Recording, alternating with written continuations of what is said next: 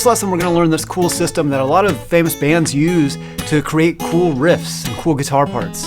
First, we're going to listen to some famous examples so that you can get this sound in your ears and you'll be able to recognize it next time you hear it. Then I'm going to teach you how to place it on the guitar, which fingers to use, and how to practice it. And finally, I'm going to give you some tips on how to use it over a blues progression. So let's jump right in.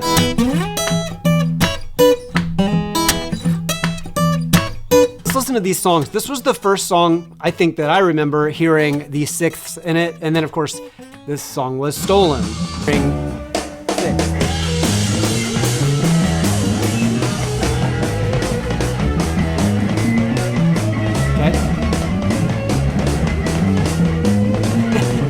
I know that's not the best recording ever, but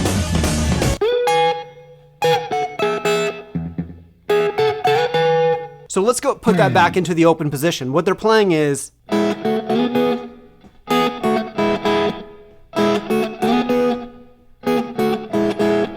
right?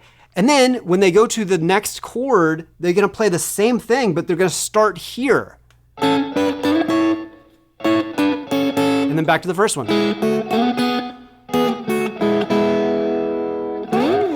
So those are the two shapes, the diagonal shape and the straight across shape. I recommend strongly to use these two fingers. So if you use your second and third fingers, and then when you go to this diagonal shape, you're going to use middle finger here on the third string, but first finger on the first string. Then every single time your middle finger will stay on the same string, and that's what we call a guide finger. So that's the first listening example, and let's check out the next one. This is what they actually took it from. Now, Halen Wolf plays this song. I think actually it possibly could have originally been done by Skip James. I'm actually not sure on that, so let me know in the comments if you know who originally made this song.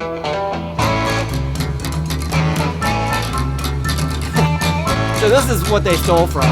They even used the lyric "killing floor" in that song. So this is Halen Wolf.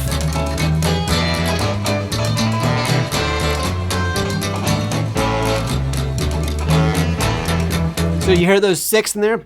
I think they're playing that up here.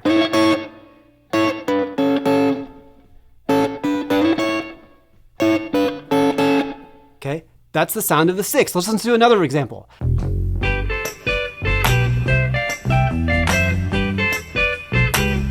Those are sixths.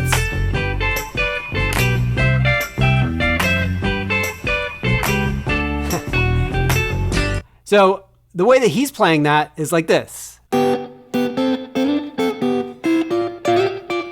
Okay, now I'm going to turn off the chart for a moment because it's not in the key of E. So this is in the key of G, but he's playing. And then the same thing like Led Zeppelin did and Howlin' Wolf, they come up to a new position,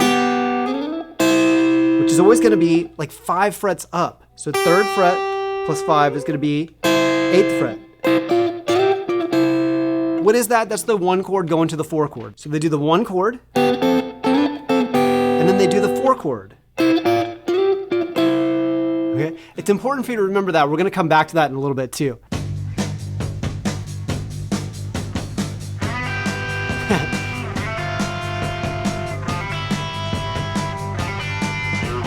Sixths.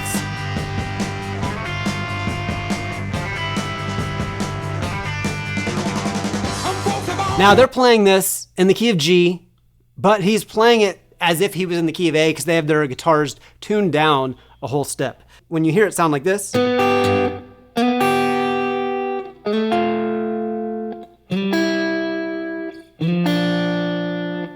really he's playing that up here.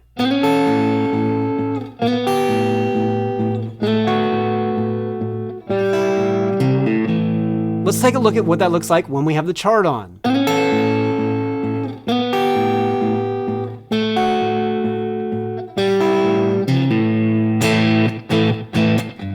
That's how they sound. That's some popular examples. If you know some other examples that use sixths, there's a bunch of them.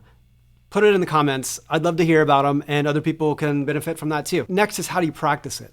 What you got to do is learn where the root note is, and then learn how to go up and down from that root note. Let's start over an A7 chord, because that will give us the root note right here. When we're in A, you're gonna think this note is A. That you're mentally just gonna start to memorize that. This is the note A. So when you find the root note, start with that diagonal shape. And then the first one that you should learn is the upwards one. You're gonna think that Brown-Eyed Girl riff. Just like that. Now from here, when we go down, it's the diagonal shape, down a whole step, then to the straight across shape, and then straight across shape again.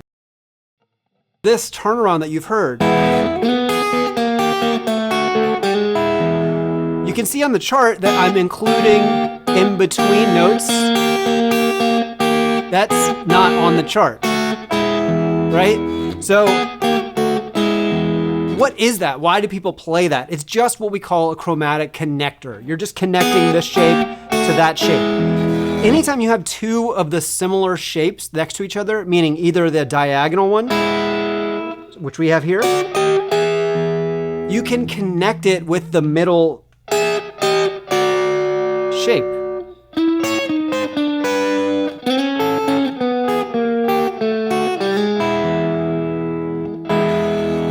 See?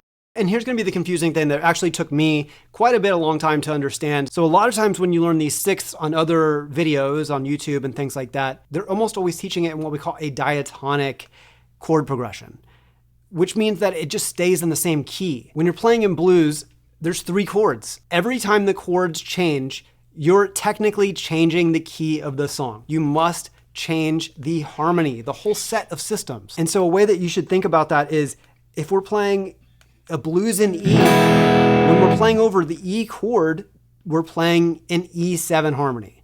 When we're playing over the A chord, which is the 4 chord, we're gonna play an A7 harmony. Okay, so find that starting spot. Okay, and then when we're over E, right? So see, now I'm on E and some of those notes are not in the A 6th harmony. There's B7. So what do we do when we're playing over B7 first? Let's find that note B, which is here, 7th fret, the E string. You just gotta have to memorize this, okay? So 7th fret, first start with your up and down.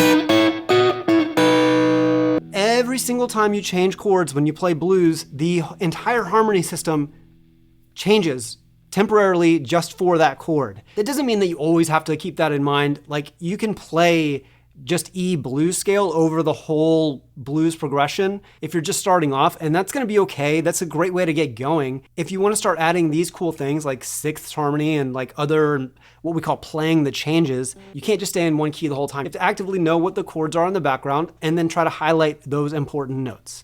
Okay, I'll include all these charts in a PDF for FGA members so you can download it. Basically, I'll put it on one sheet, just have E7 here, A7 in the middle, and then B7 on the other side so you can jump around. So I've been messing around with this kind of like etude that I've been writing. It's just kind of like a fun little way for me to practice it and also practice my percussion stuff that I really like to play. I'm gonna do it on the acoustic guitar, but it's not perfect, but it's just something to give you some ideas and some motivation to practice this further.